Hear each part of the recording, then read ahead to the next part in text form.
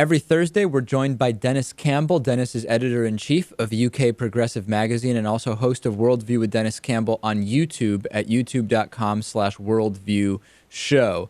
Denis, you did a number of interviews surrounding the Boston Marathon bombing over the last few days, and I'm curious, give us a sense of different parts of the world. How do the questions they ask and the coverage they do, how does it differ from the kind of standard corporate media U.S. coverage that we've gotten? Well, there's quite a bit of background that's required first. Having grown up in Boston and the surrounding areas, they want to know a little bit more about why this is such a big day and such a big event and why so many people were there. And by the time I finish explaining that it's Patriots Day, that it's a holiday, that it's a traditional family day, and that I went to school at Boston College, and then I have to explain the difference between a college and a university, that it doesn't necessarily apply. The Americans tend to call every university a college, as opposed to here, where a college is a school for people that are pretty much ages 17 to about 20, where they learn a trade. So you have to explain the differences between things, and they're mostly interested culturally, and then they start to move into questions about, well, how could something like this happen, and what were some of the causes? And there I was able to talk a little bit more extensively about the domestic terrorism angle.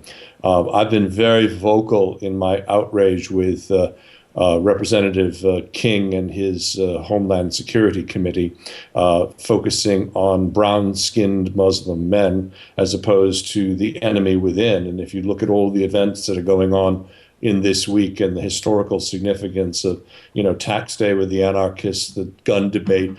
This is also the anniversary of Waco, of the Oklahoma City bombing, Virginia Tech. The list goes on and on with Columbine, et cetera. It's a particularly historically bloody week, and when people get that perspective, you can almost see the light bulb go on in their face for the next question about, well, if it is domestic terrorism, how, where, when, why. So would you say that in the interviews you've done, there's been more or less focus on the background of the perpetrator or perpetrators, which we don't yet know, than what there is in the U.S.? I think for the most part, what we see is the need for perspective. I've seen car bombs. I've seen real acts of terrorism in the Middle East and other parts of the world, as have other parts of the world. And yes, it is indeed extraordinarily tragic that there were a number of people killed and injured. And perspective-wise, if you look at this was more of a for show thing, because they knew the eyes of the world would be on Boston, would be on the finish line for that particular race.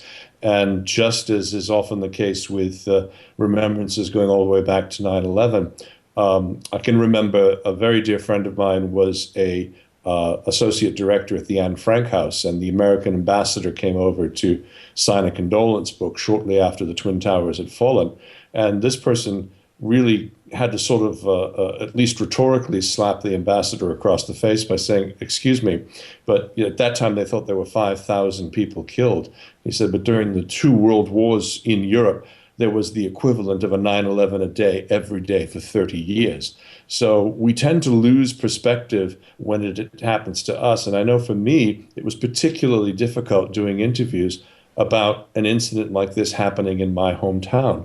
When the BBC came here to do one of their segments, the guy said, "Oh, is that your Red Sox cap?" And he put it next to my Boston College lamp. I didn't think much about it when he was filming it. And of course, when you see something like this happen, David, as you know, you go immediately into reporting mode and into gathering news and data and facts.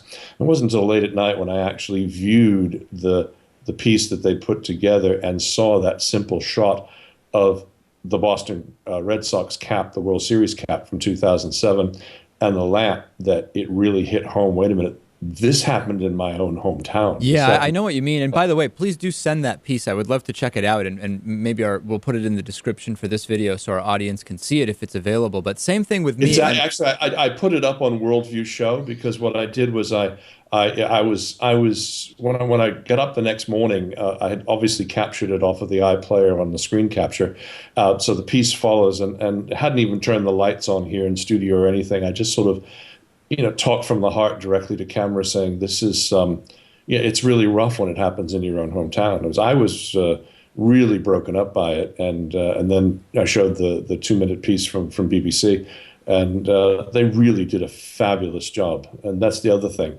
I love about working with them and with Al Jazeera and CNN and all these other top flight networks is that they've got really good, strong sense of video and telling a story that follows the fact line, not creating things out of full air as your pundits do with Fox and some of the other crazy places where they got into so much trouble yesterday and the day before by speculating that there was somebody in custody when there's nobody in custody, and getting ahead of the story. That's just not something they do here. They really do try to stick to the fact pattern, and they try to advise you against doing too much speculation.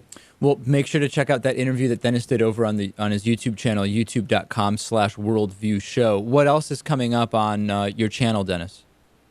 Well, tonight we're going to have a little bit of a different interview. Of course, we had the funeral yesterday for Baroness Thatcher, and Malcolm Ginsburg is a very famous journalist here in this country for the aviation industry. So we're going to talk about how privatization and Thatcherism affected the airline industry. So it's those of you interested in airlines and air travel, and particularly business travel, will be interested to hear a bit of the history between how British Airways came into being from the merger of BOAC and BEA. So it's a bit of a fun piece and a look back at some of the more flamboyant things that Baroness Thatcher did around those times in terms of picking people who would eventually run the airlines and et cetera. All right, make sure not to miss any videos over on Dennis's channel. Go to youtube.com/worldview show, hit subscribe, and that's the easiest way. We've been speaking with Denis Campbell. He is editor-in-chief of UK Progressive Magazine. Dennis, thank you as always, and we'll talk to you next week. And